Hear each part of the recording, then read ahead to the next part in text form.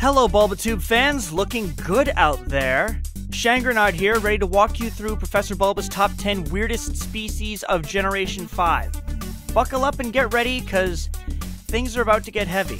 Okay, my body is ready. Bullabbai is the diapered Pokemon. Yup, you heard right, diapers. Hence the earlier mentioning of things getting heavy, but tesh. It would seem that Bullabbai's mother diapers its young with the skulls of its victims. By the way, turns out the skulls are not very absorbent, but damn do they fit fine. Thanks. Now I can't sleep. Speaking of things that make babies, Landoris's Japanese species name is the fertility Pokemon. When you look at its English species name of abundant Pokemon, thoughts begin to cross one's mind. It's abundant, but yet there's only one of it. It's fertile, yet it's in the undiscovered egg group, making it unable to breed. So what gives? Turns out that fertility and abundance is referring to the crops in which it guards. It nourishes crops to abundant sizes. The fertility is referring to the nourishing of the soil. What a good guy. On first pass of Golurk and Golett, how would you describe them? Ugly. The English name for its species is Automaton Pokemon. Personally, I think its Japanese species name is much more suiting, which is the Gollum Pokemon. The word automaton seems to be a corruption of the word automaton, which is of Greek origins meaning acting of one's own will, which is rather neat if you look at its Pokédex entry, which reads, "Ancient science fashioned this Pokemon from clay." Another entry reads, "The energy that burns inside it enables it to move," but no one has yet been able to identify this energy. That's pretty freaking neat. A Pokemon built from clay that is powered by an unknown energy that acts on its own will. That is the very definition of badass. Oh, and did I mention that the thing can fly? Stunfisk is the trap Pokemon. Its Pokédex entry reads, "It conceals itself in the mud of the seashore. Then it waits. When prey touch it, it delivers a jolt of electricity." Oh, but wait, there's more. That little jerk even has a backup plan. When its opponent can't be paralyzed, it contorts itself with unexpected speed and flops away. And for reasons like this alone, I am glad that there are not animals like this hanging out in the wild, in the real world. Swan has probably the least creative English species name ever. It is the white bird Pokemon. I am glad they clarified the color. I may have been confused otherwise. Really, they should have just kept its original Japanese species name of Swan Pokemon. Sometimes I wish I knew what went on behind the doors of the translating team. We need a species name for this Pokemon.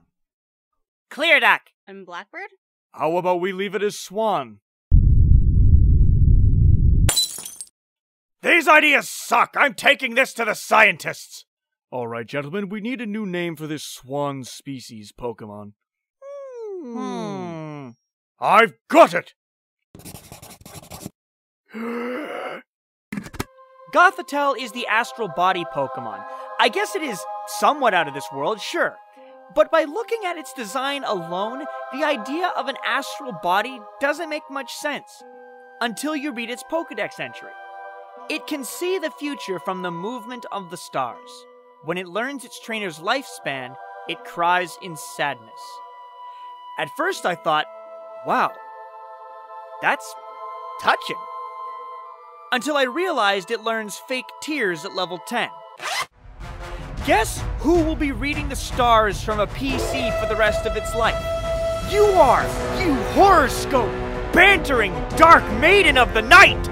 You are a lying whore. Tirtuga is the proto-turtle Pokemon, proto meaning first of its kind. My first thoughts were this, but Prudo?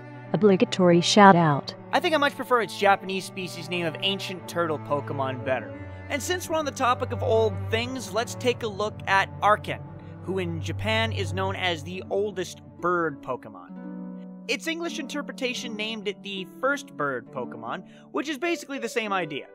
Interesting how the English version took the approach of both fossils as being the first of its kind, whereas the Japanese version looked at it from its aging.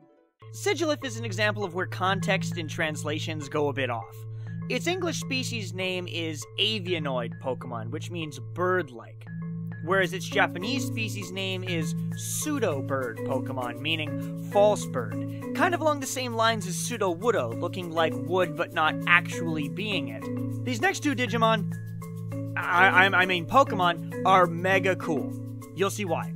Both Scolipede and Embor have the title Mega in their species name. Check it out. Scolipede in Japan is known as the Mega Centipede Pokemon, which got shortened in English to Megapede Pokemon. Embor, from its Japanese name of Big Fire Pig Pokemon, took the name of Mega Fire Pig Pokemon in English. These last two species names could easily be Digimon names. Digi Evolution. Whirlipede evolved into... Megapedemon! Pignite evolved into... Mega Fire Pigmon! Roar! These next two have changes in their names, which is a big shame, as it ultimately changes their context entirely. Reshiram in English is known as the Vast White Pokemon, whereas Zekrom is known as the Deep Black Pokemon. It is quite apparent that they are meant to be opposites, but that's not quite the case in the Japanese intended names, which are the White Yang Pokemon and the Black Yin Pokemon. The philosophy behind Yin and Yang are not that entities are in opposition of each other, but rather that everything coexists. The ideas of yin and yang can be thought of as looking at entities as complementary rather than opposing forces that interact to form a dynamic system in which the whole is greater than the assembled parts. You may be surprised to learn that everything has both yin and yang aspects. For example, a shadow cannot exist without light, and the presence of light to a shadow is complementary to its existence. Again, we find that Pokemon is much deeper than it appears on the surface. If you thought these were weird species, be sure to check out the previous 4 generations, brilliantly voiced over by some of the other voice actors here on BulbaTube. This has been Shankrenard, reminding you not to use skulls of your enemies as diapers for your children. They chafe like you would not believe.